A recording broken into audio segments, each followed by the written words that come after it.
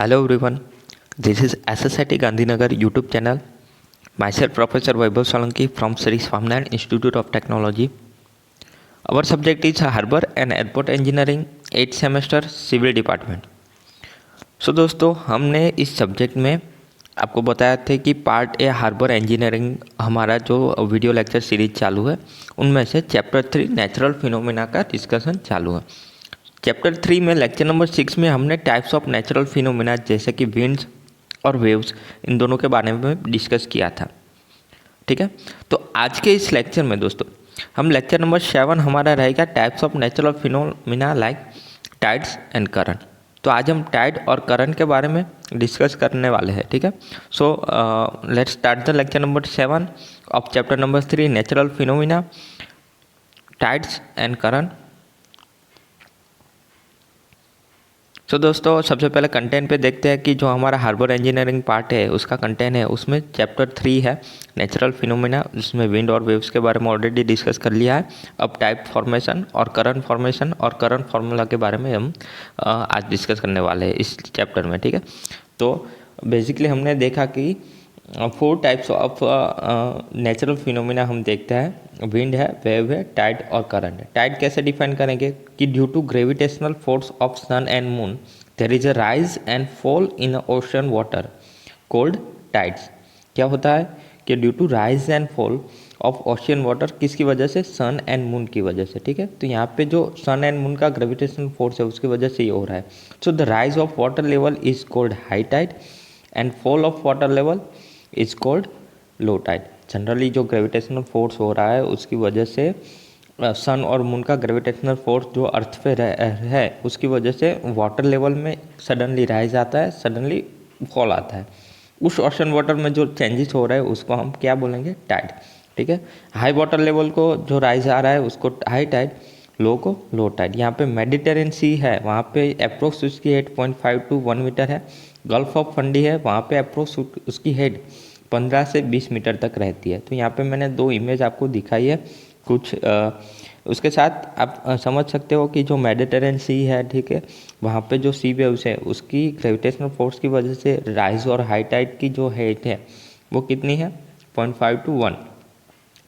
Gulf of Fundy है जहाँ पे कंट्रीज है, ठीक है, और जहाँ पे सी वाटर है वहाँ पे 15 से 20 मीटर तक की हाइट है। तो यहाँ पे आप देख सकते हो कि टाइड्स क्या है। मैंने यहाँ पे टाइड को डिफाइन किया है, सिंपल डेफिनेशन है जो आप को अगर जीटी में आए तो आपको लिखनी है।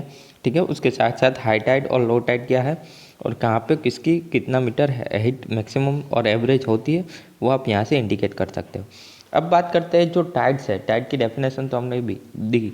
ठीक है, तो टाइप्स ऑफ टाइड क्या है, कौन कौन से टाइप के टाइड हमको देखने को मिलते हैं? तो उसमें है स्प्रिंग टाइड और नीप टाइड। पहले मैं दोनों के बारे में डिस्कस करूंगा। स्प्रिंग टाइड क्या?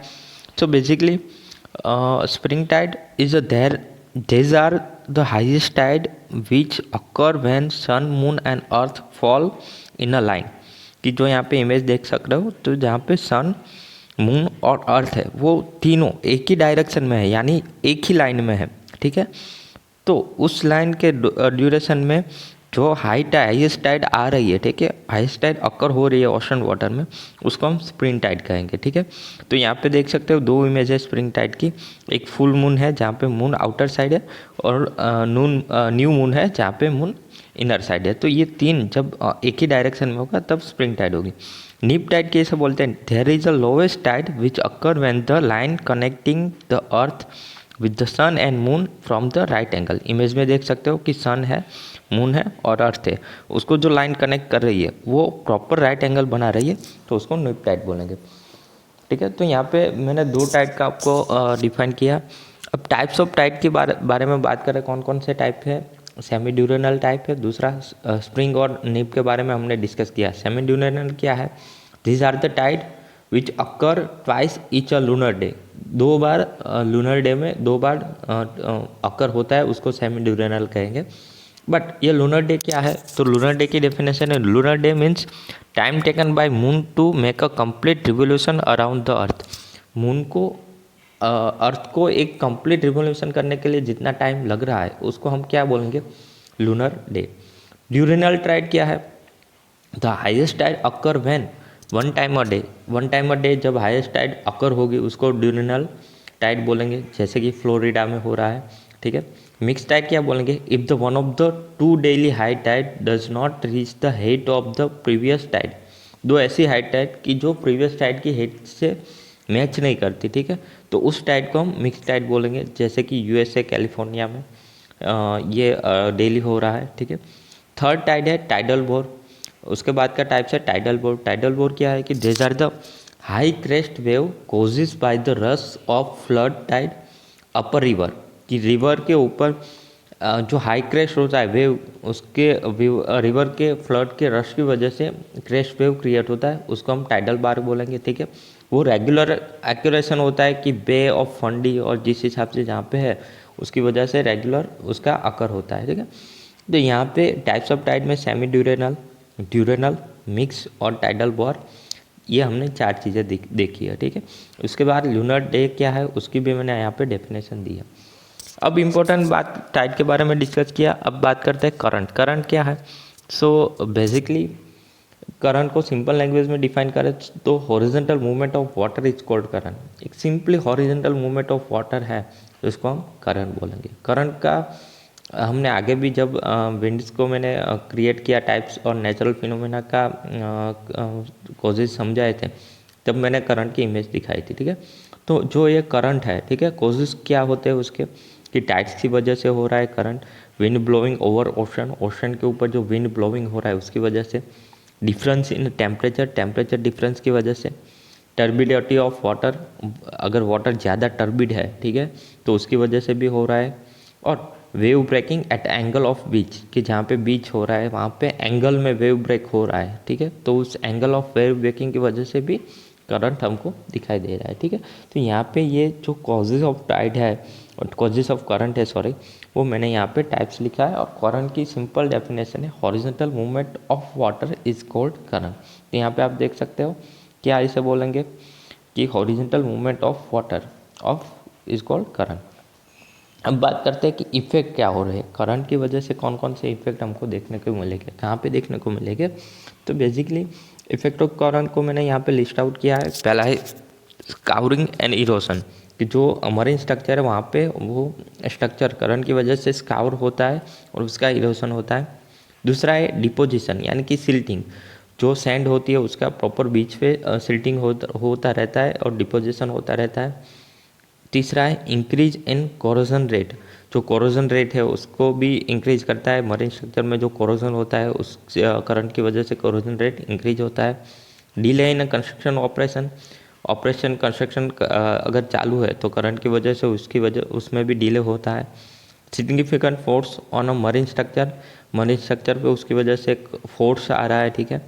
और लास्ट है load on a moved vessel, कि जो भी वेसल्स है वो भरे हुए हैं, कार्गो से मटेरियल से भरे हुए हैं, ठीक है, अगर सडनली वहाँ पे करंट जैसी कंडीशन क्रिएट हो रही है तो उसकी वजह से वहाँ पे लोड आ रहा है। तो ये 5 या 6 कंडीशन है, scouring of erosion, deposition, increase in a corrosion rate, delay in a construction operation, significant force on a marine structure and load and on moored vessel, ये सब करंट के इफेक्ट है। इसकी वजह से ये सब चीज़ें हम अप्रोक्सीमेट देखते हैं।